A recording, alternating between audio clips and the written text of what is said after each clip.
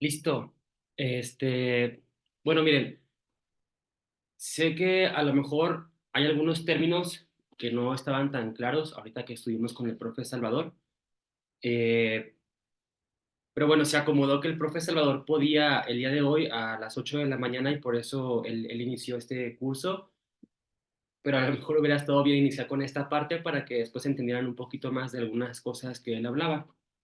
Entonces, eh, esta parte de bases es algo muy general que tenemos que abordar porque el entender estas bases nos va a permitir después entender qué es lo que se adapta y cómo se adapta.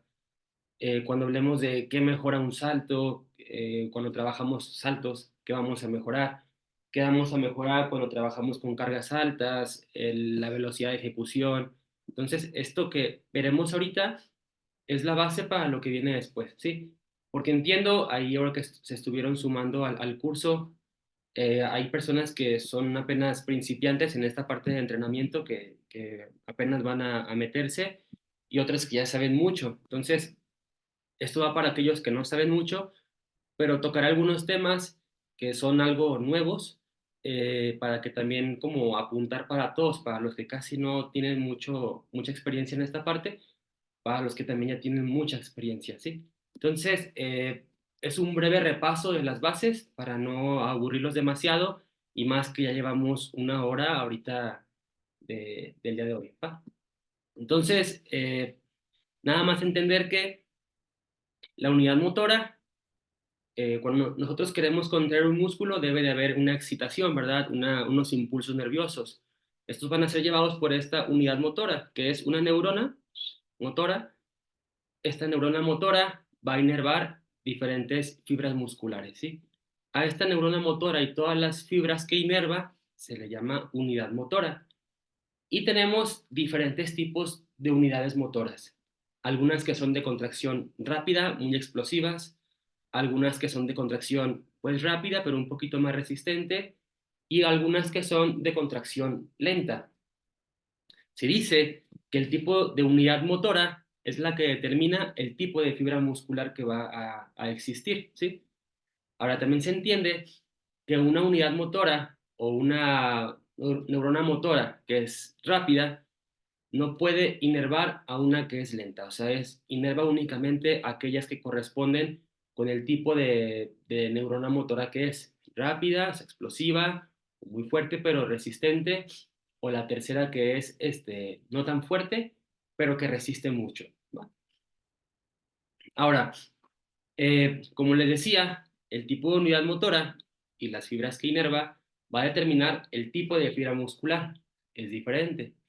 Tenemos fibras rápidas, explosivas, tenemos fibras, asimismo como la unidad motora, algunas que son fuertes pero resisten un poquito más, y unas que son lentas, ¿sí? Y hay algo que el profe mencionó, que es el principio de Hahnemann, que es que depende del esfuerzo o la carga que estés tú movilizando, es que se van a reclutar más o menos o algunas unidades motoras. Entonces se dice que ante una carga muy ligerita, una carga muy pequeña, las que se van a reclutar principalmente son aquellas unidades motoras de poca necesidad de fuerza, por decirlo así, que sean las chicas, ¿sí? Las tipo uno. Ahora, si la carga aumenta un poco, ¿qué va a pasar? Pues bueno, se van a reclutar más unidades motoras. Y me gusta mucho una analogía que usa un profe, un amigo, que es, imagínate que quieres empujar un coche, ¿sí?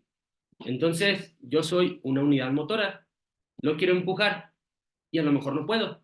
Entonces, bueno, yo soy una unidad motora o una fibra muscular ese tipo uno, ¿sí? ¿Sabes que no puedo mover el coche? Le voy a empezar a hablar a mi compañero que es una fibra muscular más fuerte y que es resistente, que sea la tipo 2A. Me ayuda él y empezamos a mover poquito el coche. Ah, mira, entonces fue suficiente este número de unidades motoras que reclutamos o fibras musculares para poder mover el coche, ¿sí? Bueno, ahora si es una masa todavía más grande, necesitamos aplicar más fuerza y vamos a reclutar más unidades motoras.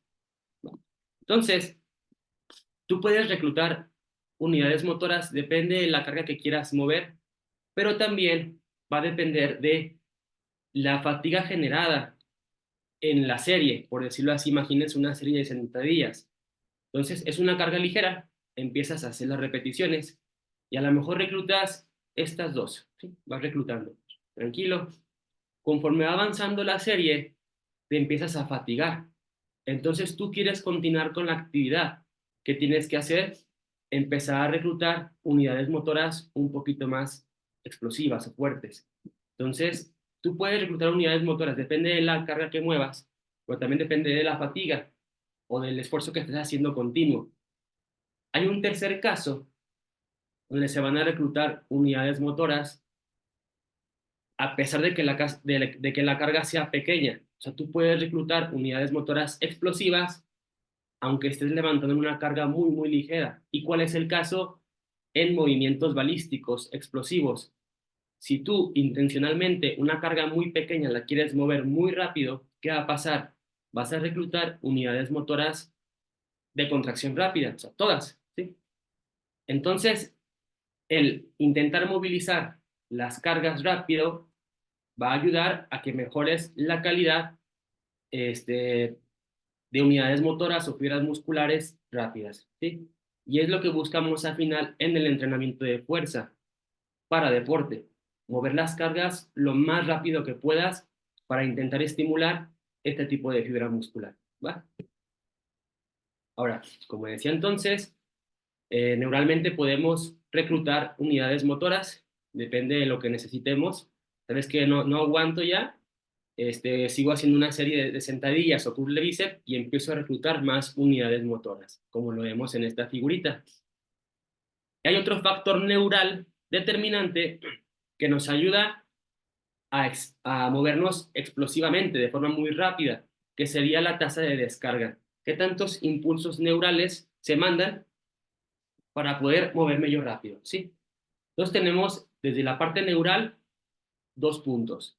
Reclutamiento de unidades motoras para poder mover muy rápido una carga y la tasa de descarga, qué tantos impulsos nerviosos se mandan por unidad de tiempo.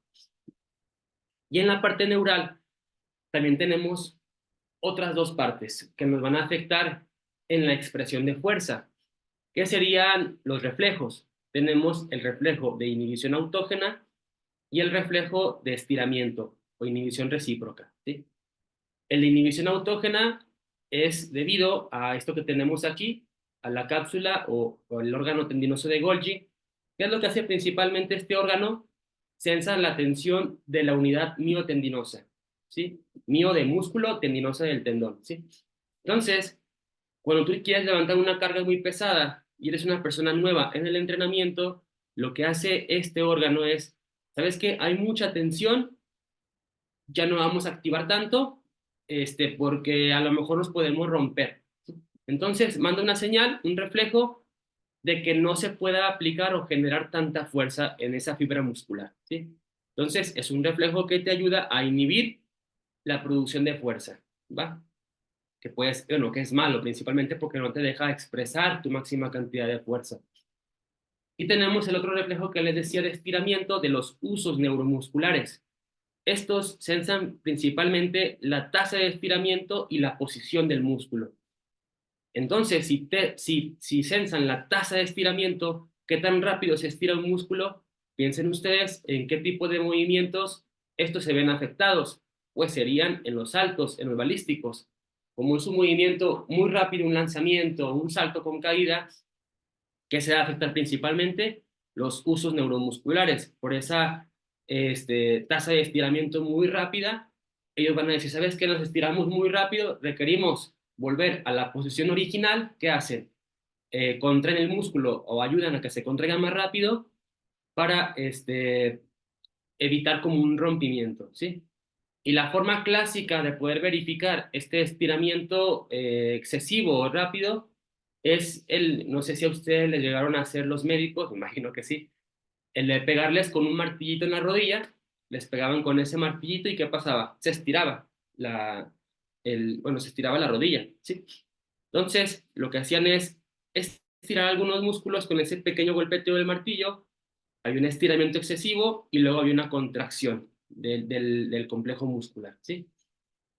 Ahora, entonces tenemos, como decíamos, según Satsyorsky, desde la parte neural, tres aspectos que nos van a influir en la producción de fuerza, que sería tasa de descarga, reclutamiento de unidades motoras, coordinación intra e intermuscular y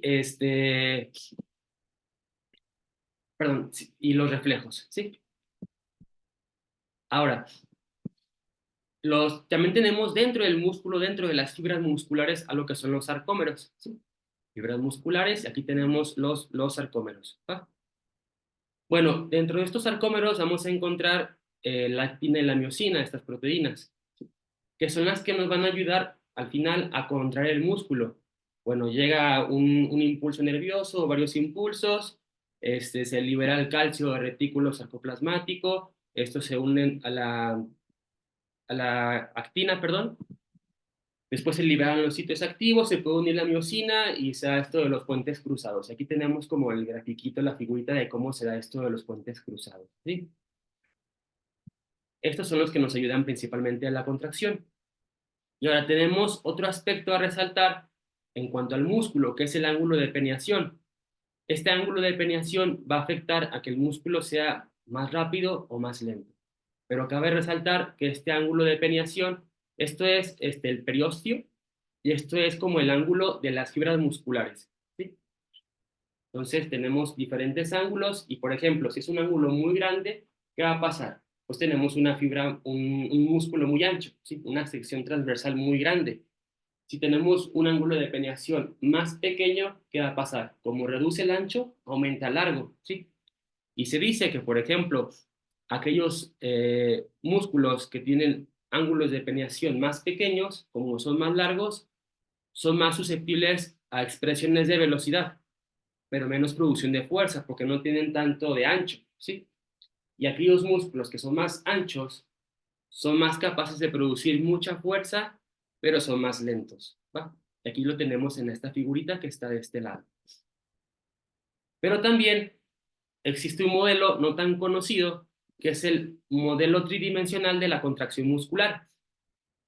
Y gracias a este modelo entendemos que el nombrar contracción concéntrica o contracción excéntrica a lo mejor no sería lo adecuado para poder referirnos a un movimiento que se dé en el cuerpo humano. ¿Por qué?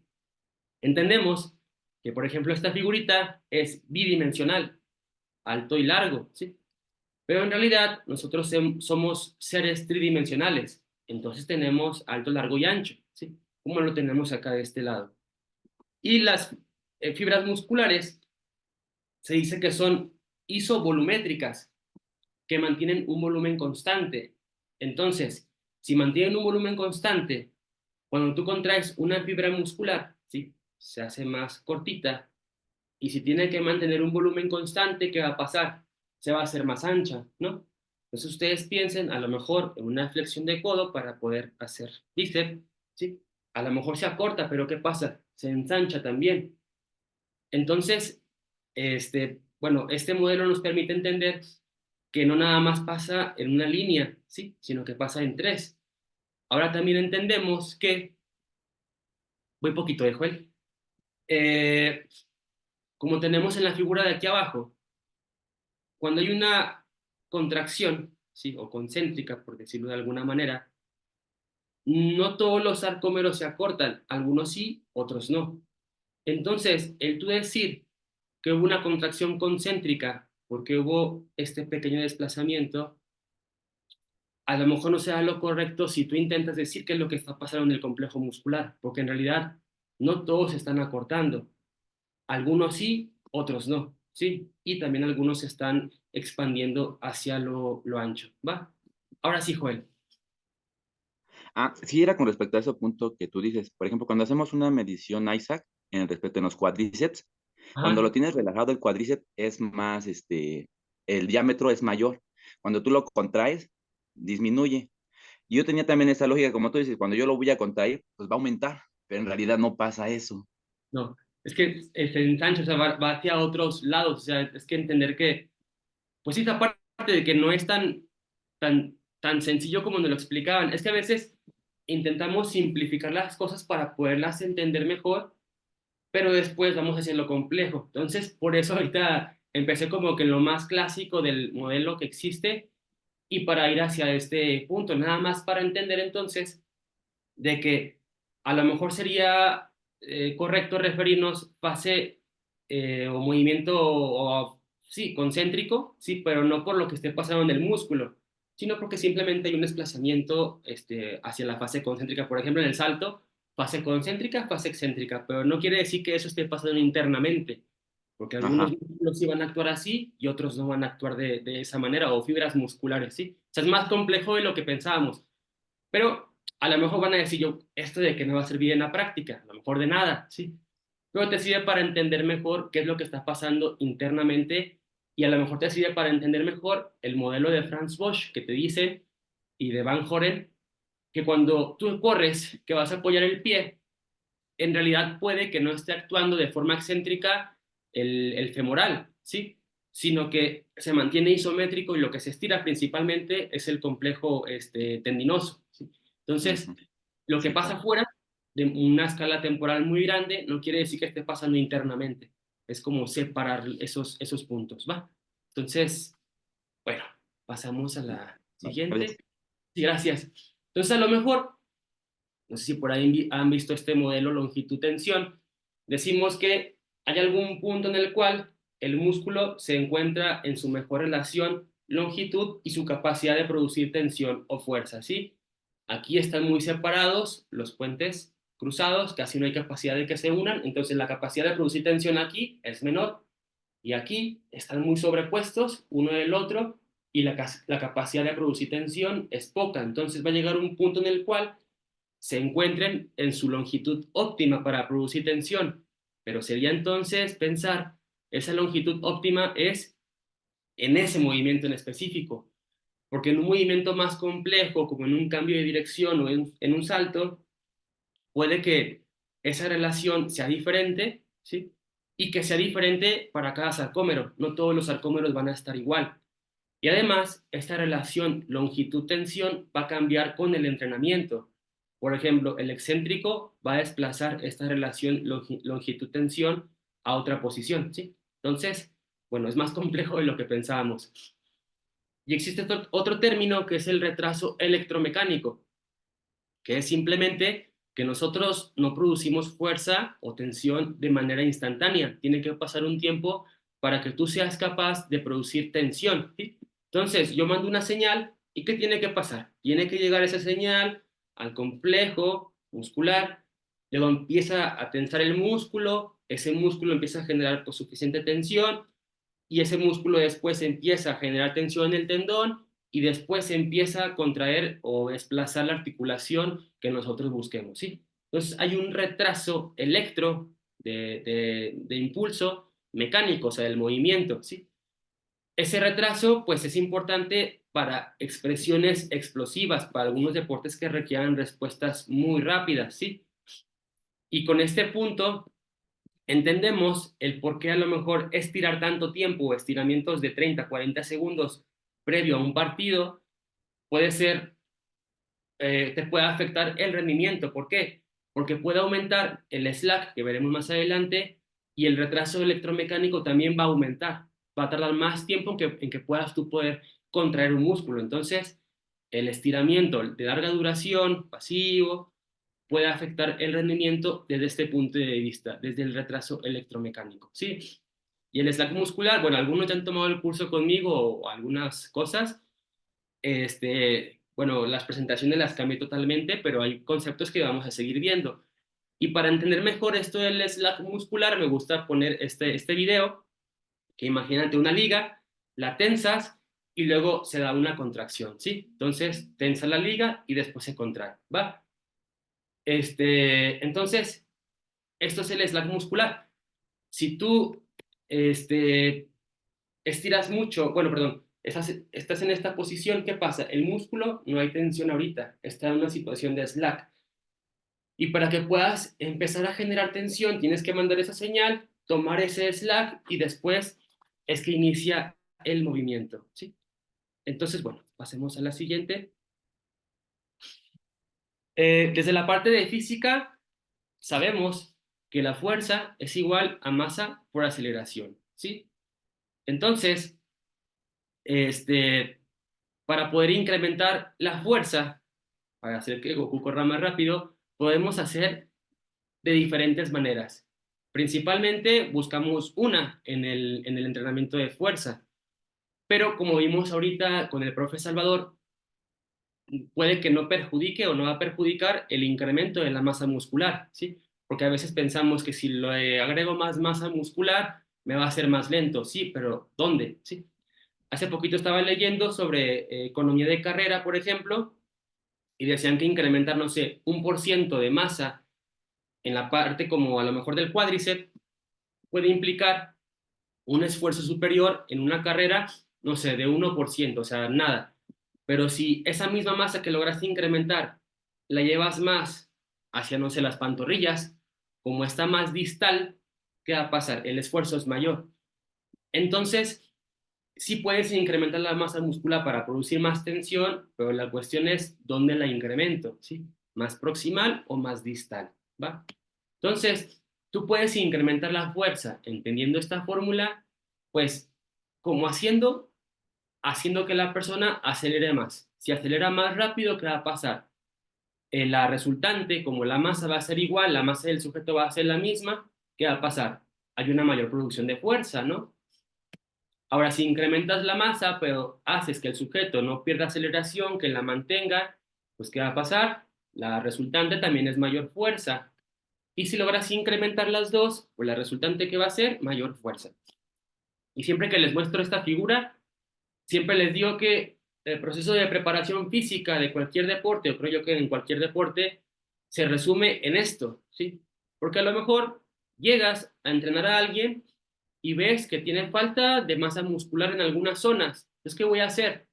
Voy a hacer que incremente su masa muscular, pero no quiero que pierda esa velocidad porque tiene que seguir entrenando en lo que hace. Entonces, incremento masa muscular, pero busco que no pierda aceleración, ¿sí? Ah, mira, ya logré que incrementara su masa muscular donde yo quería. Ahora, ¿qué voy a buscar? Incrementar esa aceleración, que se mueva más rápido desde la parte neural, que mande más impulsos, reclute más unidades motoras, pero ahora ya no quiero que incremente la masa muscular, simplemente quiero que se mueva más rápido. Y al final, ¿qué hicimos? Pues los dos, incrementamos la masa muscular e incrementamos la aceleración, ¿sí? Y también hay que pensar que puede ser en diferentes partes del cuerpo. ¿Sabes qué? Básquetbol. Requiero que esté más magro o tenga más masa muscular en la parte de arriba. De aquí lo voy a incrementar de masa muscular, pero en la parte de abajo tengo otro objetivo. Quiero que sea más reactivo. Entonces, pues vamos a buscar otro tipo de entrenamiento para la parte de abajo, ¿sí? Ahora tenemos la parte de aceleración. La aceleración es el cambio de velocidad en el tiempo, ¿sí? Entonces, en esta que tenemos aquí abajo es de un salto vertical. Tenemos esta línea azul, es la velocidad, esta línea rosita es el desplazamiento de la persona, va hacia abajo y luego va hacia arriba, y tenemos en esta partecita la aceleración, ¿sí? Entonces, entre más logre acelerar o más rápido acelere una persona, y recordemos que la aceleración es parte de la fuerza, ¿sí? Si logramos que acelere más rápido, la resultante, ¿cuál va a ser en este caso? Una mayor velocidad, ¿sí? Entonces, ¿qué vamos a buscar con el entrenamiento? Que incremente la aceleración para que se mueva más rápido. Y si acelera más rápido, ¿qué va a pasar? También va a incrementar la fuerza. Y ya vamos a ver más adelante esto, ¿sí? Bueno, ahora es necesario separar como la parte de fuerza, que es la fuerza. Y cuando evaluamos algo, tenemos que saber qué estamos evaluando, ¿sí? Evaluando la fuerza muscular o evaluando desde la parte a lo mejor como física, ¿sí? Desde una plataforma de fuerza. Entonces, la fuerza muscular como tal se refiere, según estos autores, a la capacidad del sistema neuromuscular para producir fuerza contra una resistencia externa, ¿sí? Entonces, fuerza muscular es lo interno que tenemos y es la capacidad que tenemos de producir internamente fuerza para poder mover o frenar, o no sé, alguna resistencia externa, puede ser una barra, ¿sí? Y pongo aquí separado neuromuscular porque entonces entendemos que son dos esferas, lo neuro, que ya vimos ahorita, tasa de descarga, reflejos, reclutamiento de unidades motoras, y lo muscular, ángulo de peneación, sección transversal del músculo, puentes cruzados, ¿sí? Entonces, incrementando una u otra, voy a poder incrementar también la producción de fuerza y lo que nos interesa al final es poder producir fuerza contra una resistencia externa. Esa resistencia externa podemos ser nosotros mismos corriendo o una bicicleta, ¿sí?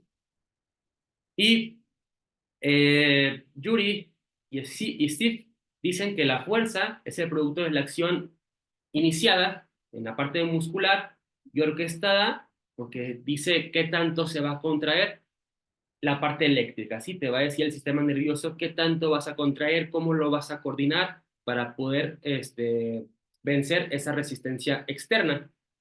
Y por último te dice también Satsyorsky que la fuerza muscular es la relación entre los músculos, la parte muscular que vimos aquí arriba, y el sistema nervioso. O sea, el músculo es el motor y el sistema nervioso es el controlador, ¿sí? El que orquesta cómo es que se va a producir esa tensión. Entonces, como decíamos anteriormente, tenemos la fuerza interna, que es la parte muscular, ¿sí? Sistema nervioso, el complejo muscular. Y también tenemos la resistencia externa que vamos a vencer, ¿sí? La sumatoria de estas dos, la interna, la fuerza interna y la resistencia externa, es lo que hacen lo que denominamos fuerza aplicada, ¿sí? Que no es ni una ni otra, es la sumatoria de estas dos. Y la fuerza aplicada, ¿cómo la podemos medir? Desde una velocidad, un desplazamiento de una masa. Podemos ser, entonces, nosotros mismos. Entonces, nada más para entender poquito esta figura que tenemos acá abajo, del bíceps, y dice, lo dice mucho Vadillo, este ejemplo. Mira, internamente, aquí es una tensión máxima del bíceps, ¿sí? Y tenemos una masa.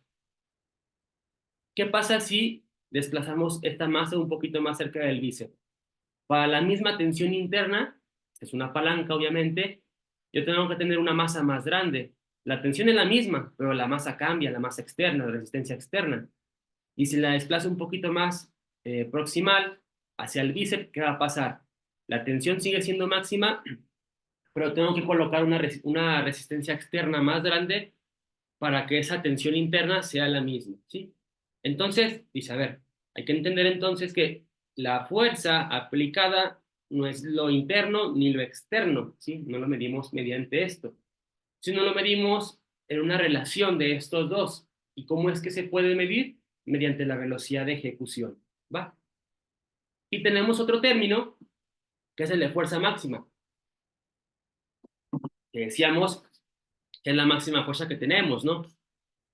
Y bueno, Vadillo dice que no tenemos como tal un entrenamiento para mejorar la fuerza máxima, ¿sí? Sino que todos buscamos siempre mejorar la fuerza máxima aplicada ante diferentes cargas. Entonces, por eso pone esta figurita de acá y dice, a ver, tú con el 20% de tu máximo intentas movilizarlo a la máxima velocidad concéntrica, ¿qué va a pasar? Va a llegar un punto en el cual logras el máximo pico de fuerza de este y luego empieza a disminuir, ¿sí? Igual con el 40% lo intentas movilizar a la máxima velocidad y va a llegar a un punto en el cual alcanzas la máxima fuerza aplicada ante esa carga. Y así entonces tenemos muchos picos de fuerza máxima ante diferentes cargas. Y hay uno que se va a distinguir ante todos estos, que es la fuerza máxima maximorum. Es un concepto o término pues complejo, pero nada más sirve para distinguir el máximo de los máximos.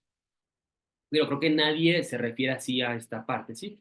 Nosotros lo entendemos fuerza máxima, la fuerza máxima que puede movilizar, pero ya veremos en la siguiente lámina que no es esto, ¿sí? Entonces, imaginemos a una persona que intenta empujar la pared. Obviamente no se va a mover. Se empieza a aplicar fuerza contra la pared, lo más explosivo que pueda, o lo más rápido que pueda, ¿y qué va a pasar? Va a llegar a un punto en el cual va a alcanzar el máximo pico de fuerza que puede aplicarle a esa carga, ¿sí? Y ya no va a poder superarlo, va a llegar a ese punto y ahí se va a mantener, ¿sí? Esta es la fuerza máxima, en este caso contra la pared. y lo estamos midiendo de forma isométrica, ¿sí?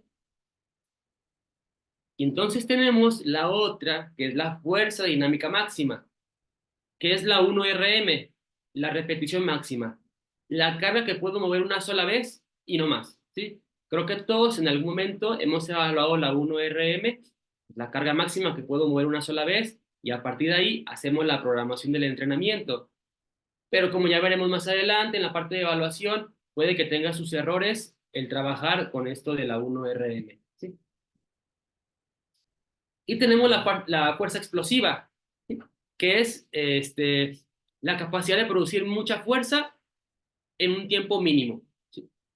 Y Kappa, en su libro, dice que es un gesto de alta velocidad que por lo general no excede los 300 milisegundos. Ahora yo pregunto, ¿qué unidad de medida utiliza la fuerza explosiva? ¿Cómo lo mides? ¿Sí?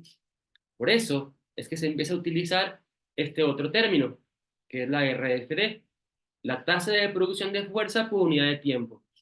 Entonces, ¿qué tenemos? Si se acuerdan, es igualita a la figura de hace rato, que teníamos la fuerza medido de forma isométrica contra la pared, supongamos, y va a llegar a un punto en el cual yo alcanzo mi máxima fuerza, ¿sí?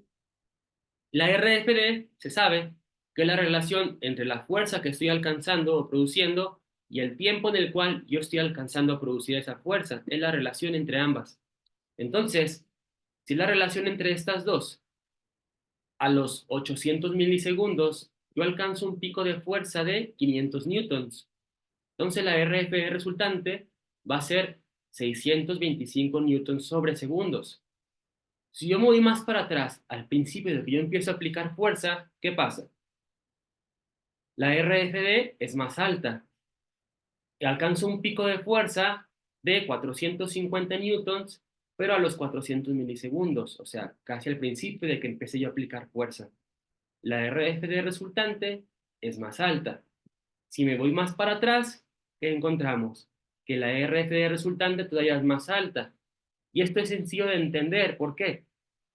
Nada más vean la curva, cómo cambia. Al principio, vean cuánto desplazamiento hay vertical, mucho desplazamiento vertical. Entonces, en este lapso de tiempo cambia mucho la fuerza. La tasa de cambio es muy alta, por lo tanto, la RFD va a ser más alta. Aquí cambia menos si lo comparamos con la anterior, ¿sí? Y acá, en este mismo lapso de tiempo, ya no hay nada de cambio, ¿sí? La RFD entonces, pues a lo mejor puede ser cero, porque ya no hubo nada de cambio, ¿sí? Entonces, pasemos a la siguiente. Depende del gesto deportivo, esto es a grandes rasgos, es que se va a medir principalmente en diferentes fases o momentos de la curva fuerza-tiempo. Como un ejemplo, hace poquito que evaluábamos a unos de boxeo, eh, evaluábamos el mixed type pull, isometric mixed type pull, y el dato que dábamos nosotros es la RFD a los 150 milisegundos, porque se sabe que un gesto de desplazamiento, un golpe, dura menos de 300 milisegundos, aproximadamente 100, 150 milisegundos. Entonces, nosotros dábamos o reportábamos el dato de qué tanta fuerza alcanzaba a los 150 milisegundos, que es el tiempo aproximado donde se dan esos gestos muy rápidos, ¿sí? Entonces, ¿por qué? Patadas, golpes, se dan en este momento. Y a lo mejor en un powerlifter, con una persona que le interesa más levantar mucho peso sin una restricción del tiempo, cuando nosotros evaluemos a lo mejor un isometric mixed type pull, vamos a reportar principalmente el pico de fuerza que alcanza con esa carga. Eh, y bueno, entonces depende del deporte que nosotros estemos trabajando y de lo que queramos evaluar, vamos a reportar la RFD en diferentes momentos porque va a depender de qué tanto tiempo tarda el sujeto en producir o en hacer su gesto deportivo. Y respecto a la RFD, se sabe que esta se alcanza a aproximadamente el 30% del máximo, ¿sí? Entonces imaginemos otra vez que estamos contra la pared, esta línea roja es la fuerza que se está produciendo, esto se mide con una plataforma de fuerza, y al 30% de que se alcanzó este pico, 30% acá, es que se consigue el pico máximo de RFD, ¿va? ¿Y esto qué te quiere decir? ¿Para qué te sirve de esto? Que el 30%, bueno. Esta también lo vimos hace ratito, del pico de fuerza con el 10, 20, 30, 40%, pero vean qué pasa. A partir de aproximadamente el 30% de la fuerza máxima de la 1RM, la RFD en este momento, al principio del movimiento, ya no cambia. Por más carga que tú le pongas, ya no incrementa la RFD. Esto es lo mismo, ¿sí? La RFD al 30%. Entonces, por eso se dice que un estímulo mínimo necesario para poder incrementar esa explosividad o esos movimientos rápidos no debe de ser inferior al 30% de tu máximo con una carga externa. Porque si es inferior, no estimulas la tasa de producción de fuerza. Y ya si aumentas la carga al 40, 50, 80%, la RFD al principio de la curva no cambia, es la misma. Y con esto no quiero decir que no entrenemos con cargas altas.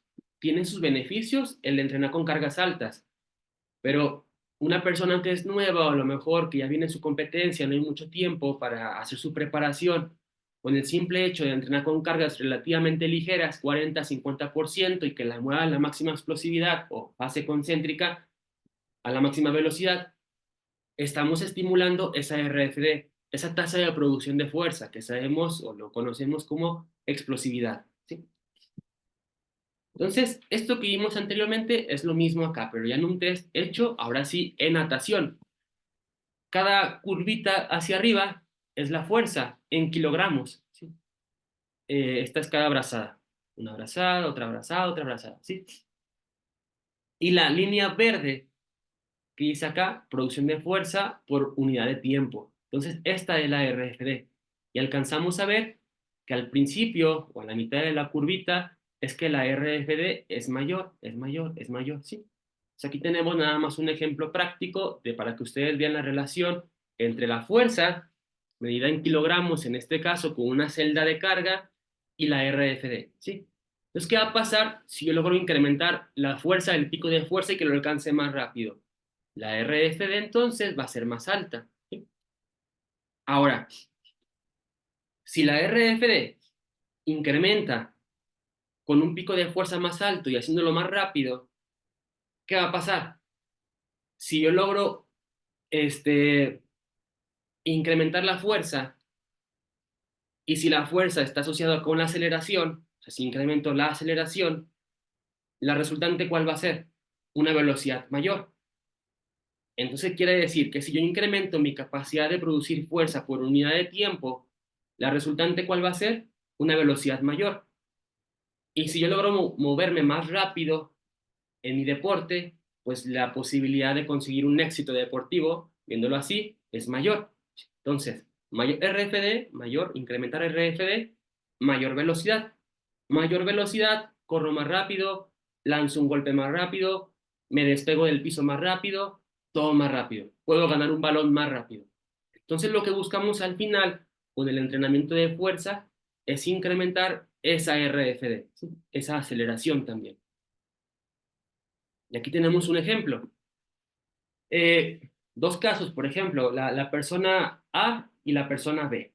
Y esto creo que también ya se los he comentado. ¿Cuál es más fuerte? Pues depende de en qué momento estés tú midiendo. A los 800 milisegundos o a los 300 milisegundos o a los 150 milisegundos. ¿De qué va a depender? De su deporte. ¿Qué necesite desarrollar para su deporte? ¿Sí? Alguien que no tiene una restricción del tiempo y que quiere producir altas cantidades de fuerza, bueno, a lo mejor, no sé, un powerlifter, nos interesa que mejore acá, pero alguien que necesita moverse muy rápido, una alta RFD, lo que me va a interesar mejorar es aquí, al principio de la curva, ¿sí? Entonces ahora, si dijimos que mejorando la RFD mejora la fuerza, y si mejora la fuerza, mejora la velocidad, pues aquí tenemos este ejemplo de un salto vertical. Esta es la fuerza y esta es la velocidad. ¿Qué pasa de un test al otro? Este es el test 1, que está como más gris, está también como más gris, y este es el test 2. ¿Qué pasa si yo incremento mi fuerza aplicada ante ese movimiento? pues el pico de fuerza alcanzado es mayor, lo alcanzó antes, y la resultante, ¿cuál va a ser? Que me mueva más rápido y que posiblemente alcance un pico de velocidad superior. Y si en un salto hago esto, ¿qué va a pasar? Salto más. ¿Sí? Y si el salto tiene relación con cambio de dirección, velocidad lineal, entonces si incremento mi salto vertical, mi CMJ, mi rendimiento en cambio de dirección, agilidad, velocidad lineal va a ser mayor. ¿Sí? Y también, ¿qué pasa? Esto es relacionado con el stiffness, test 1 y test 2. Y la persona inicia aquí de pie, baja para hacer un salto y luego va hacia arriba, salta. ¿Sí? ¿Qué pasa? Cuando incrementas la fuerza, y eso lo vamos a ver en la parte de evaluación, también incrementa el stiffness. El stiffness es la resistencia a la deformación. Entonces, si yo luego incrementar el stiffness, a lo mejor desplazándome menos, puedo aplicar más fuerza, porque ya resisten más mis estructuras esa resistencia a la deformación. Y si me muevo menos, me desplazo más rápido también, ¿sí? Y si me desplazo más rápido, ¿qué va a pasar? Mi rendimiento es superior. Y bueno, lo mismo aquí de este lado, tenemos los factores que afectan a la RFD y con esta terminamos el día de hoy, ¿sí? Los factores que afectan a la RFD tenemos, por ejemplo, que son el stiffness, ya lo mencionábamos, del músculo tendón, el tipo de fibra muscular, ya lo hablaba el profe Salvador, la tasa de activación, reclutamiento de unidades motoras, tasa de descarga, sección transversal del músculo. Y depende del método que utilicemos, vamos a afectar principalmente una parte u otra. Pues, por ejemplo, imaginemos isométricos. ¿Qué buscan mejorar principalmente los isométricos? Pues tasa de descarga y el stiffness. Se sabe que mejora el stiffness. ¿Qué otro va a mejorar el stiffness? Pliometría. Vamos a trabajar esta parte, porque a lo mejor mi atleta necesita mejorar ese stiffness. No tiene mucha resistencia a la deformación. Vamos a trabajar pliométricos. Ahora, mi atleta necesita moverse más rápido. ¿Sí? Es fuerte, pero se mueve muy lento. ¿Qué voy a mejorar principalmente o qué busco mejorar? La tasa de descarga. Si descarga más rápido, si manda más impulsos nerviosos, hay mayor activación, hay menor retraso electromecánico y ¿qué va a pasar? La resultante va a ser un desplazamiento más rápido. Entonces, los métodos se proponen a partir de las necesidades y esas necesidades surgen a partir de una evaluación. No es que yo proponga cosas porque se me antoja, sino porque veo que eso necesita el atleta y voy a proponer algunos métodos que van a trabajar o mejorar esos puntos débiles que tiene ese atleta, ¿sí? Entonces, bueno, aquí la dejamos el día de hoy. ¿Alguna duda o comentario? Sino para cortarle y ya nos vemos la siguiente semana.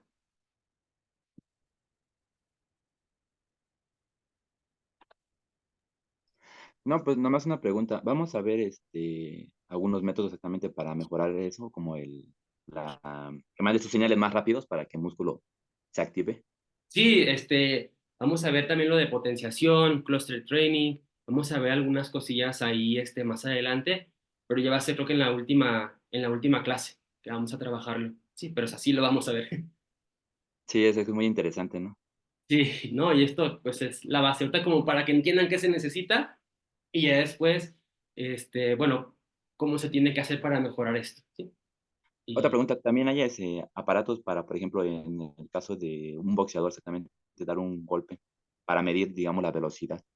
sí, de hecho, ahí publicamos bueno, velocidad, hay acelerómetros que te los pones aquí en las manos o acá, miden la aceleración y te dan la velocidad. También hay, por ejemplo, usamos una celda de carga que ya más adelante les mostraré qué es para medir la fuerza del golpe y de hecho ya publicamos un artículo y vamos a Ujú. publicar otro y bueno, les adelanto, evaluamos a un montón de boxeadores y eso es obvio, ¿verdad? Se encontró que la relación del perímetro del antebrazo tiene relación con la fuerza del golpe, ¿sí? Y eso que no metimos todos los datos. Fueron en total como 170 y algo, y nada más metieron al procesamiento como 80 y tantos, si no me equivoco, o 70, y se encontró que hay relación entre el perímetro del antebrazo y la fuerza del golpe. Y eso es obvio. A ver, imagínate que le pegas a algo con un tubo de esponja, pues cede, ¿no? Si le pegas a algo con algo muy rígido, pues la fuerza es mayor. ¿Cómo vas a mejorar esa rigidez, ese stiffness? Y un profe lo hace, bueno, aquí lo va a ver el profe Merlo, agarra un marro y que le peguen a otra cosa muy dura, no sea un metal. Y de hecho por eso los albañiles y los herreros tienen mucho stiffness y tienen manos muy grandes y pegan muy fuerte.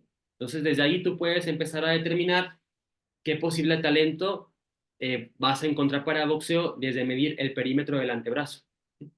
Ah, Entonces, ok. Pero es ya con un protocolo mayor, creo que es un ISAC 2, ¿no? Porque el sí, ISAC 1 todavía no. Isaac 2 es el que usamos allá. Exactamente. Ujú, sí. Bueno, entonces, de nada, profe Mario, ahí vi el comentario. No, está Entonces, muy chido, ¿eh? ya, no, hay muchas cosas ahí ya que nos falta ver. Entonces, bueno, aquí la dejamos, nos vemos la siguiente semana y nada más para recordarles que la última clase va a estar el profe Cristian Pureco y nos va a hablar sobre algunas recomendaciones de suplementación para el deporte, ¿sí? Entonces, pues bueno, gracias a todos, nos vemos y que tengan buen fin de semana. Perdón, además, el video se va a quedar grabado, ¿lo vas a subir al WhatsApp o a dónde? No, los voy a subir en una plataforma de un amigo, ya les voy a pasar para que lo puedan ver, ¿sí? Ah, ok, va que va. Ya está. Gracias, Gracias, Dante. ¿eh? Nos Bonito vemos. día.